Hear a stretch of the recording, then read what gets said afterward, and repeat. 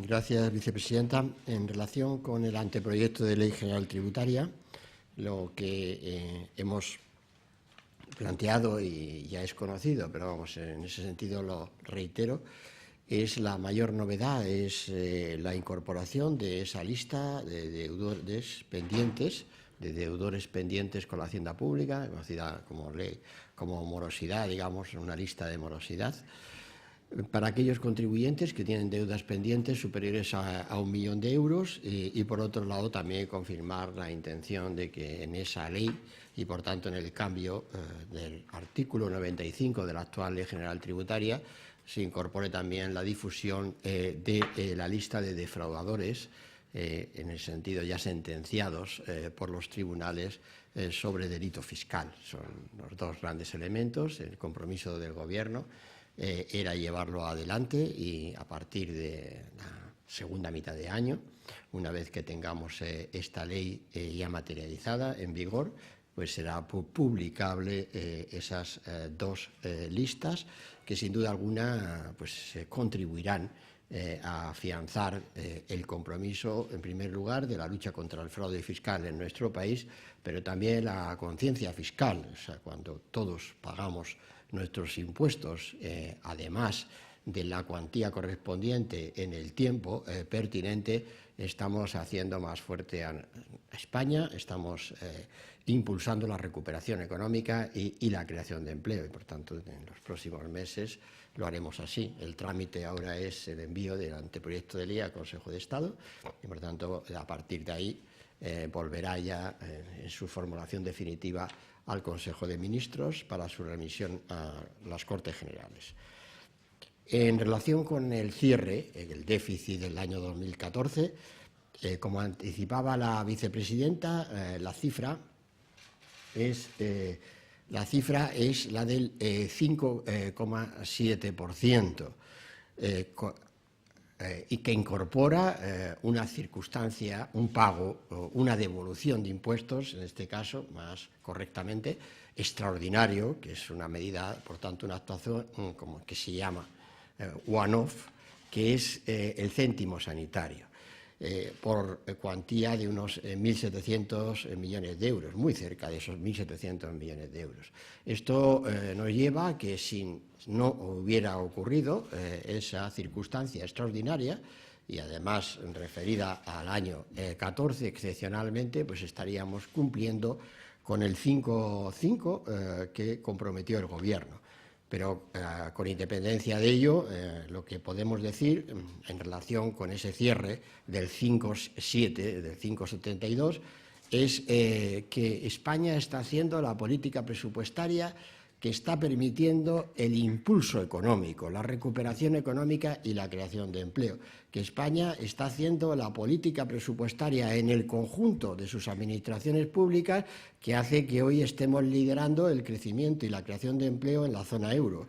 Y también algo que me parece especialmente de valor, que es estamos mostrando que la España, que es el Estado de las autonomías, es gobernable en términos de política económica, de coordinación de sus políticas presupuestarias y eso también en un país muy descentralizado política y administrativamente pues le añade un valor, porque recuerdan que a comienzo de legislatura el gran desafío era la crisis y la destrucción de puestos de trabajo. Ahora estamos saliendo de la crisis y de la destrucción de puestos de trabajo, pero también a comienzo de legislatura se oía, era muy frecuente decir que no es gobernable en términos de política económica el Estado de las autonomías, que había que cerrarlas, poco menos, ¿no?, centralizar el país otra vez y que había que eliminar miles de ayuntamientos. Bueno, pues lo que estamos mostrando es que no es así, que era posible llegar a esa gobernabilidad. Es posible establecer objetivos conjuntos y, por supuesto, y ahora lo veremos, ahora tendremos ocasión en la descripción, difícil alcanzarlos también, no uno a uno, pero el total suma, y eso es lo que hace creíble y fiable a un país. Y eso es lo que hace que España, cumpliendo sus compromisos europeos, esté hoy a la cabeza de la recuperación económica de esa Europa. Por tanto, no es, digamos, relajando objetivos ni flexibilizando condiciones presupuestarias como se alcanza el crecimiento económico y la creación de empleo. Y el referente hoy de España, donde también hoy hemos conocido pues, una nueva previsión exterior de España, en concreto viniendo desde Alemania, desde los llamados prestigiosos institutos que conocen como los sabios alemanes, vuelven a elevar su previsión de crecimiento económico. La nuestra, la del Gobierno de España, ya se ha quedado corta, vicepresidenta. Ya nos hemos quedado en la banda baja. Ya está todo el mundo, incluyendo el Banco de España, en el 2,8, que conocimos ayer, hoy el 2,6, desde Alemania. Nosotros, por lo pronto, estamos en el 2,4. Bien, vamos al cierre. Las cifras les aparecen en la pantalla y tendrán ya distribuido, ¿no?, el PowerPoint. ¿No lo tienen? Bueno, pues enseguida lo tendrán. Sí se ve que sí, en realidad, digamos, es muy... no vamos a hacer hoy... Son cifras que detrás de ellas, evidentemente, está todo el esfuerzo de toda la sociedad. Está un planteamiento realmente de no solo una estrategia política económica, pero me refería que, digamos, que en términos de proyección de cifras no es especialmente complicado el ejercicio que vamos a hacer ahora. Bueno, es el 572 en concreto, el cierre de las administraciones públicas, que conviene recordar, insistir, que viene de la comparación con el 894, que cerró el año 2011, cuando el programa de estabilidad para ese año, no hace falta que insista, el objetivo era el 6%, ¿no? Y cerramos casi en el 9% en el año 2011. Por tanto, España está haciendo ese recorrido de reducción del déficit de sus administraciones públicas y lo está haciendo, también lo voy a insistir, durante 2 años, los primeros, 12 y 13, con la economía en recesión.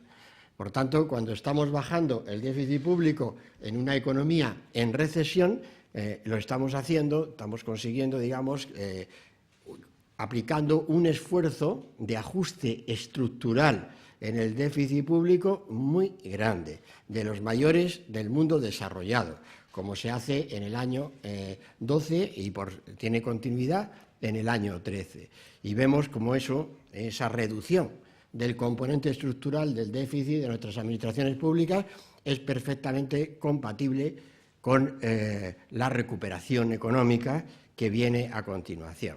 La economía española empieza a girar sobre sí misma en la mitad del año 13 para consolidar ya una fase de crecimiento económico y de creación de empleo que recuerdan que en afiliación a la Seguridad Social comenzó en febrero del año 14. Por tanto, ya está girando en esa segunda mitad y eso es perfectamente no solo compatible con la reducción del déficit, sino que la reducción del déficit y en su componente estructural está ayudando a que la economía, una economía tan endeudada frente al resto del mundo como es la española, gire sobre sí misma y vuelva a premisas de crecimiento económico cada vez más fortalecido. El crecimiento económico viene de ahí y de las reformas estructurales que ha puesto el Gobierno.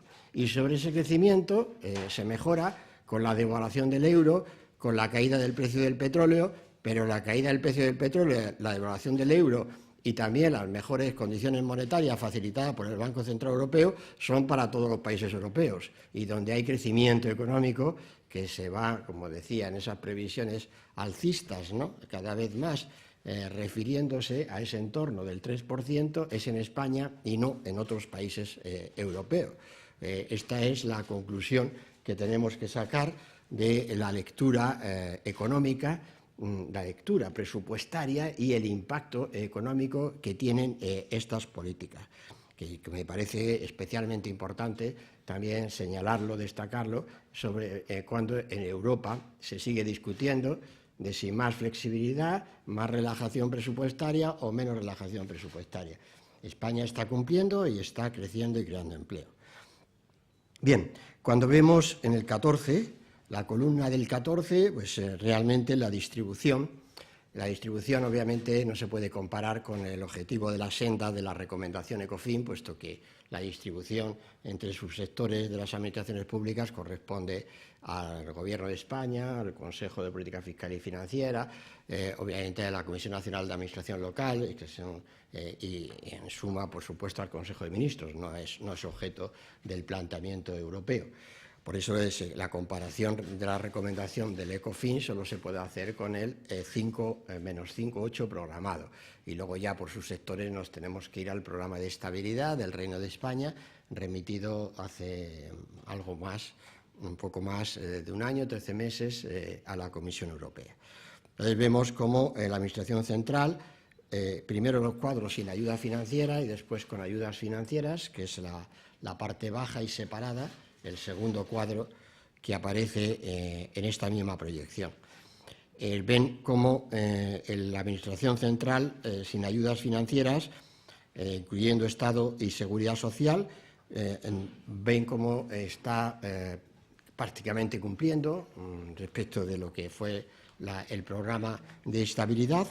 Destacarles ahí el comportamiento de la Seguridad Social, que también está muy apoyado sobre el superávit que va, ahora lo veremos a continuación, pero vamos, del Servicio Público de Empleo, pero quiero decirles que la Seguridad Social está cumpliendo en su totalidad, cosa que también es muy positiva, muy por destacar. Sabe que esta era una de las dudas que había cuando se formulan los presupuestos iniciales, ¿no? ¿Qué va a pasar con la Seguridad Social? Ahí está cumpliendo, muy cercana al objetivo del 1%. Las comunidades autónomas aparecen desviadas, ahora veremos también que hay una gran disparidad entre ellas, pero aparecen desviadas, tampoco es una sorpresa. Está la publicación que se viene realizando mensualmente por la Intervención General del Estado, pues ya estaba anunciando que esa era la desviación y en concreto pues estamos en 1,66, que es algo peor que la del año anterior, que era 1,52. Como ven, esta es la situación también para que vean comparada.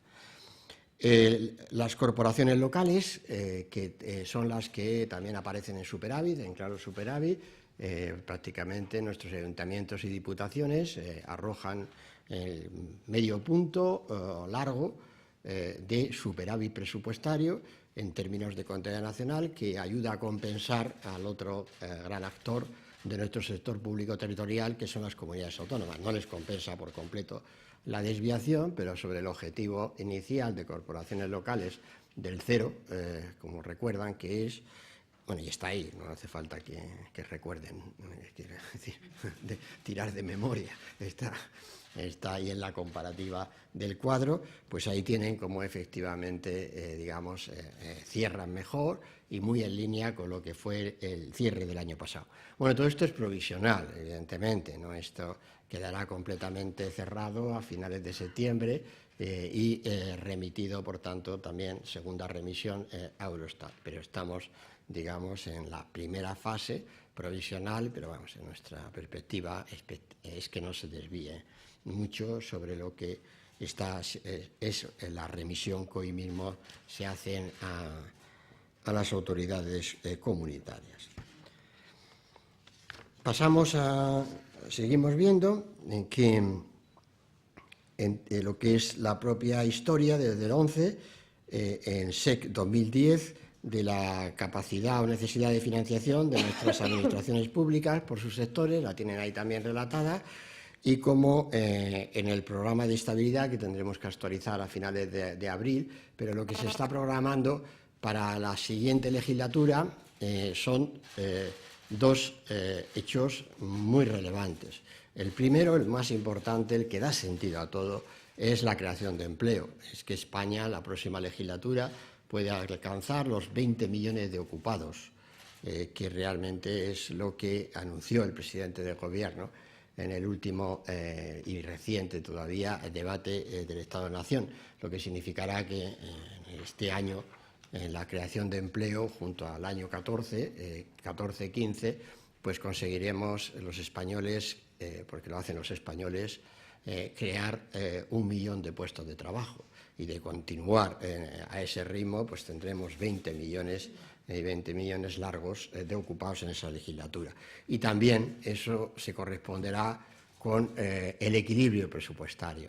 La próxima legislatura, nuestras administraciones públicas podrán cerrar ese déficit público y registrar el equilibrio presupuestario, el que se conoció en España en su momento como déficit cero, y estaremos por descontado en años, en la segunda mitad de la próxima legislatura, si se siguen haciendo las cosas así, reduciendo el nivel de deuda pública sobre el Producto Interior Bruto.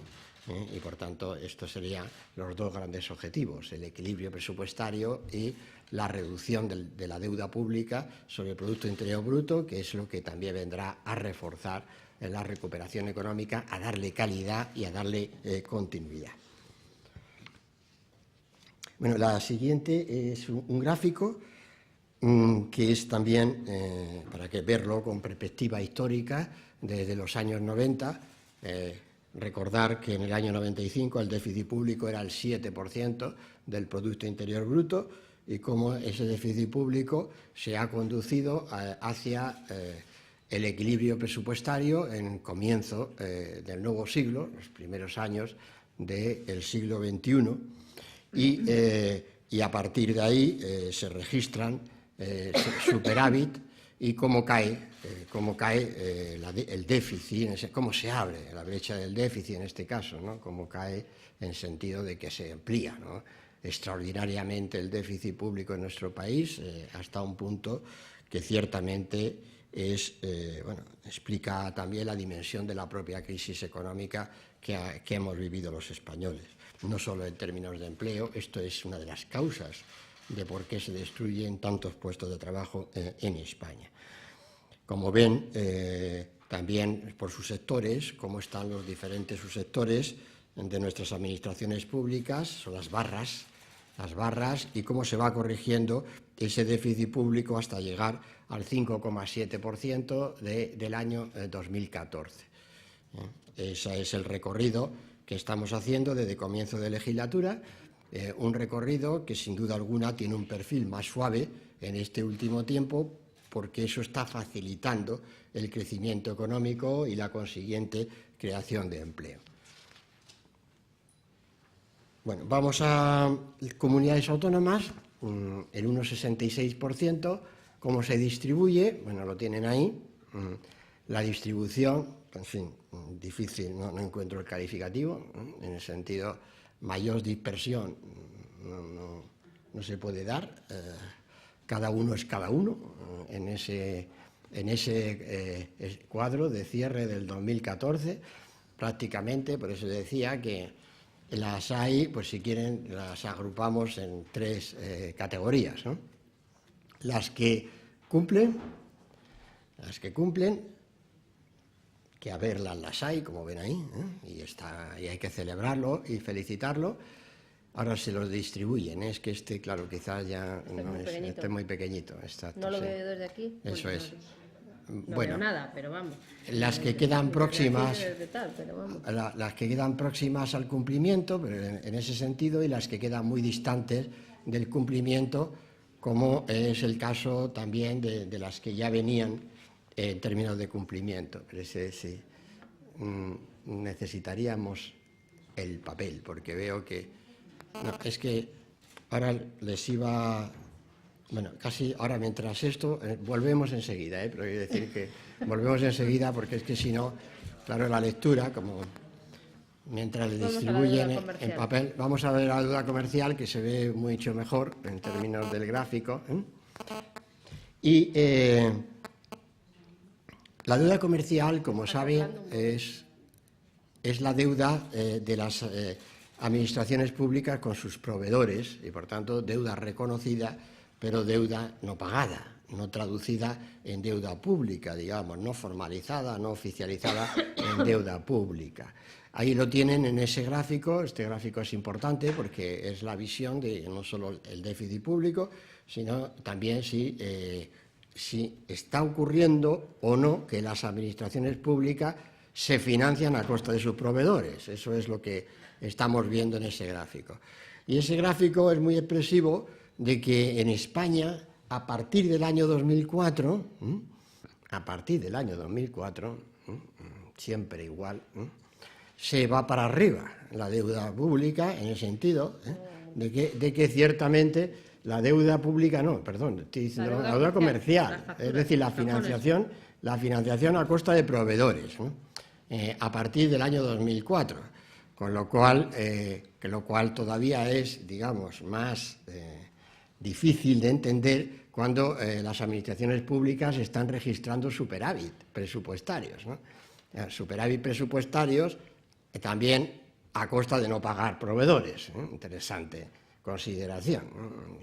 Así ven cómo se llega a esa cúspide de los 35.000 millones de euros en el año 11, y a partir de ahí lo que estamos haciendo en términos de todos los programas de proveedores, de FLA, acortando, y espero que este año, ya en la primavera de este año, solo nos quede pendiente lo que será la desviación que hemos visto antes del déficit de las comunidades autónomas, a partir de abril, con lo cual realmente nos habremos puesto muchísimo en orden, algo que es absolutamente fundamental, porque, insisto, no es solo corregir los déficits presupuestarios, sino evitar esa cola de atrás, porque esa cola de atrás significa morosidad de nuestras administraciones públicas con sus proveedores, y por tanto eso pone en riesgo la oferta, la provisión real de los servicios públicos, de todos los servicios públicos, pero desde luego incluyendo los servicios públicos del estado de bienestar,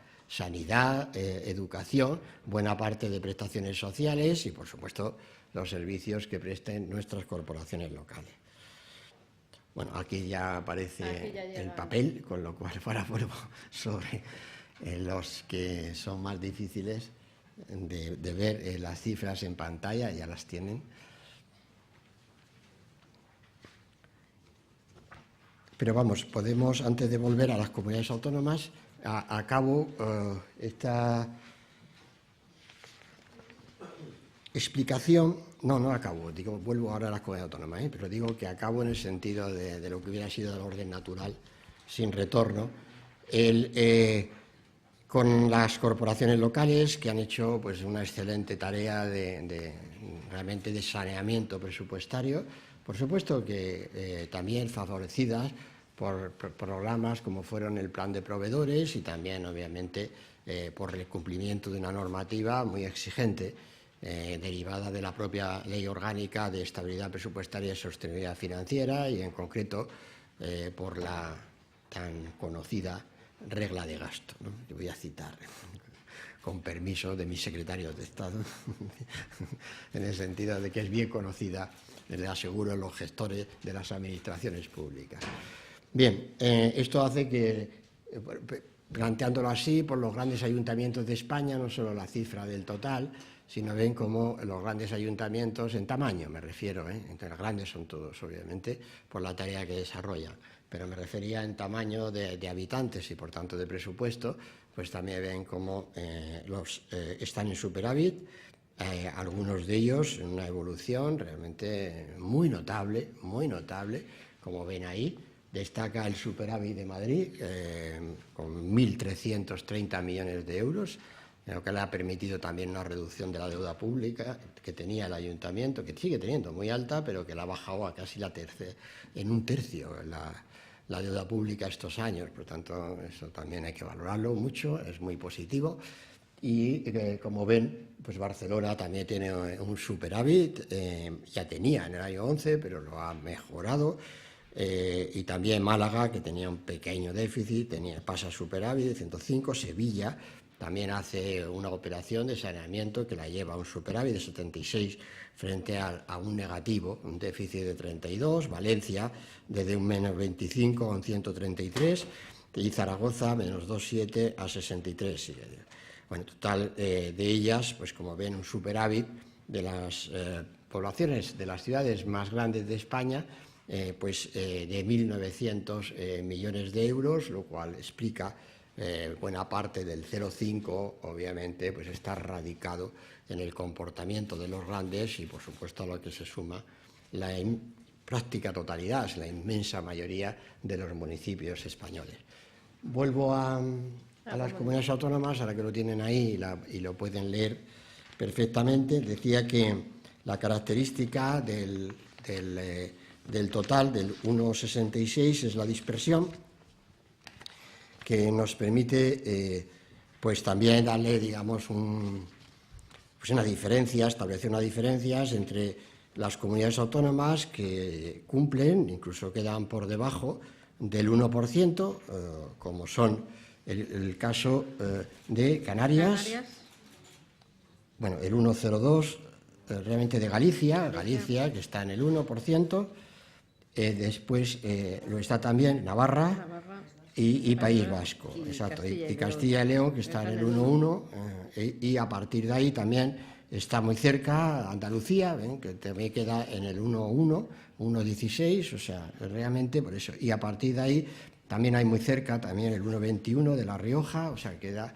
Y se abre una gradualidad donde también aparece Madrid con el 1,3%, o sea, que no muy lejanas, por tanto, de lo que sería el 1, el objetivo del 1, para que va creciendo y ya pues, ahí por encima del 2, como le decía, que también tiene varios casos, que son los que ustedes tienen ahí, que también eran los casos que ya venían siendo, no es pronóstico, sino que estaban perfectamente contabilizados en las publicaciones mensuales que hemos ido realizando a lo largo del año 2014.